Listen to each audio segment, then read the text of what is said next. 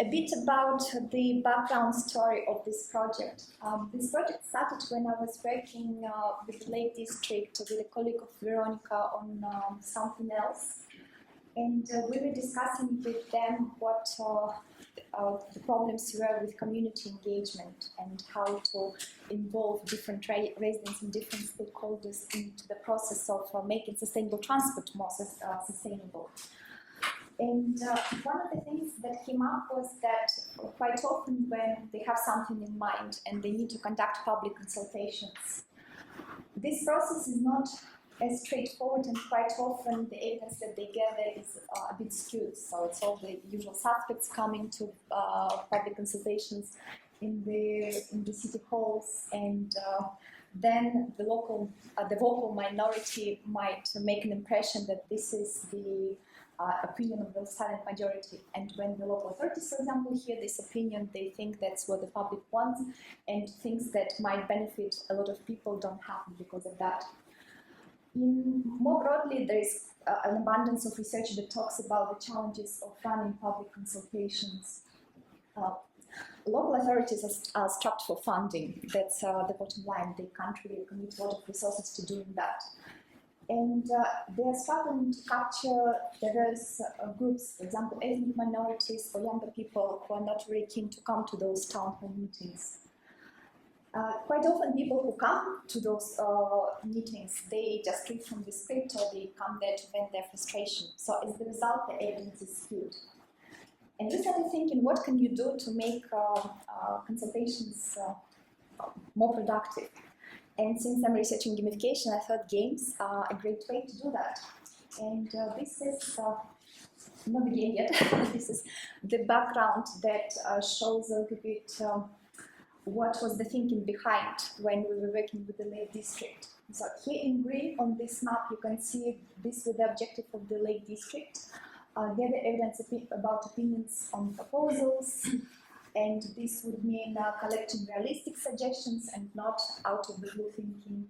Gather diverse opinions, find the balance between options, so we're trying to prioritize, create deeper and more detailed engagement so that people can then make more diverse and balanced opinion about this. And when we understood a bit more in detail what would make a good public consultation, this is the game that we came up with. We called it Otter Power. And the story behind Otter is that we were trying to come up with an avatar that would represent a policymaker, but that would be not very threatening and gender agnostic. And we thought that Otter would be quite a good candidate for this role. And we came up with several suggestions, and the Lake District went for Otter. The idea of the game is that you sit around the table. The game is designed for 5 people, but it can be easily played between 4 to 6 people. Each person has some cards in front of them. They have instructions. They turn over these instructions and they read them through. And by the time they reach instruction number 5, they all know how to play the game. This is another important component of this game. It's self-facilitated, so you don't have to have a person sitting at each table. You just need to have maybe 1, 2, 3 people roaming around to see if anybody is stuck, just to give them advice. But once they get over that hurdle, they know they understand how to play, and they can play by themselves. These are the components of the game. So the first feature of the game is that it has goals. So as the first step, the team prioritizes goals. Which goals are the most important ones? It has policies. Policies are all the options that are there on the table, and very importantly, each policy shows the impact that it has on different goals. There might be positive impact, negative impact, or no impact at all. Then we have the Otter. Obviously, Otter has special powers. You're going to see them firsthand. We have instruction cards. And very importantly, we don't want to lock people only into what we are proposing to them. And for that reason, we introduced wild cards, which are blank policy cards that allow them to write their own policies if they want. These are some of the photos from the first trial that we did, and the original game was in the context of sustainable transportation. We played this game with local residents and small businesses. These were two target groups for us, and people were excited. And when the Lake District looked at the report that we prepared, they said that they've never heard such nuanced opinions from people about sustainable transport, so they were very encouraged by the results. We were also encouraged, and so we continued this work. And we started this collaboration project with Cairngorms and with the Lake District to see how we can now redesign this game for a different purpose and deploy it in the context of the actual policy that is being developed at that time. Here are some quotes from people in the workshop that we had in Cairngorms in February. People thought it was fun.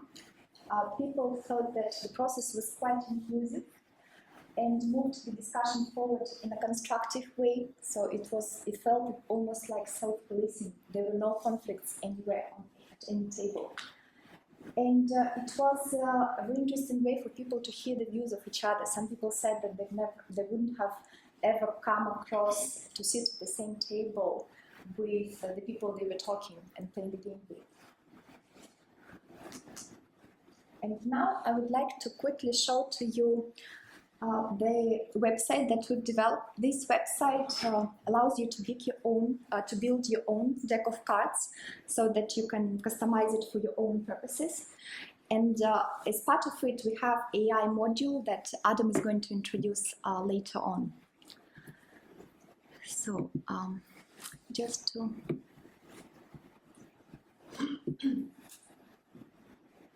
oh, sorry, I hope it didn't. Oh.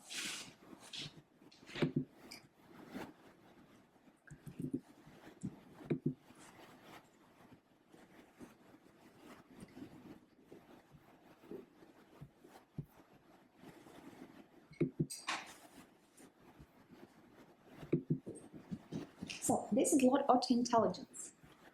I'm going to log in.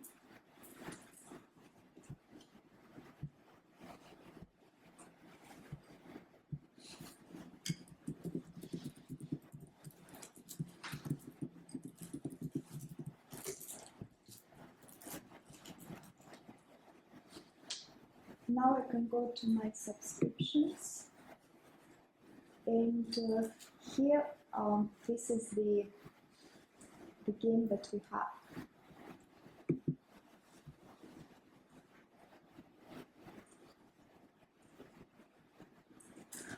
I started creating this game, and I'm going to show in a moment how you can start creating a new game. The idea is that you set up, for example, how many policies you have, how many goals you have, and then it opens a constructor where you can add new policy card or new goal card.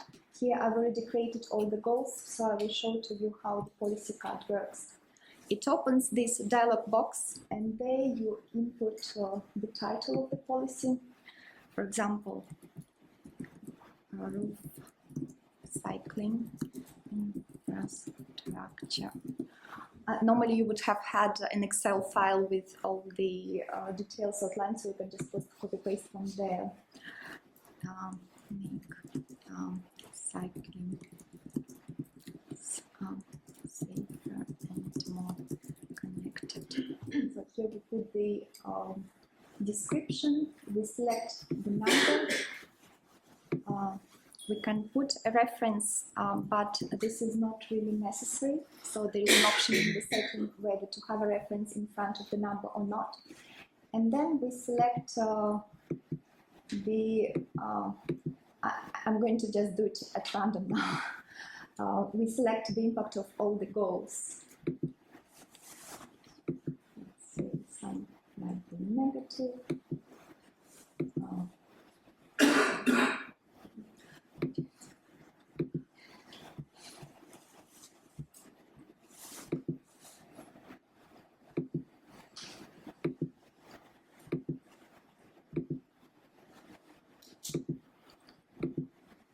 Okay, and now we save it.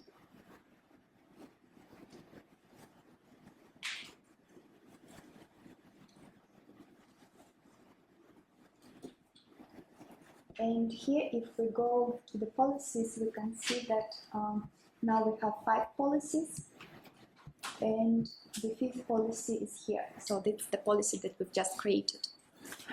The background or the back side of the cards is also customizable. There are 3 options by default on the website, but you can upload your own image if you want something more tailored.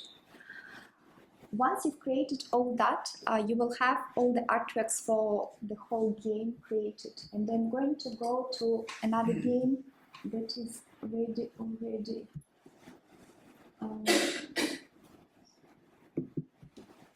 That's something you wouldn't see as a user, but because I have editorial rights, I can see the cards that have, the games that have been created. So if I open this game, it has all the goals created, all the policies created.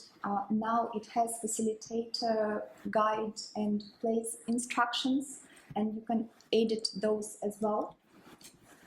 And then I can go to print.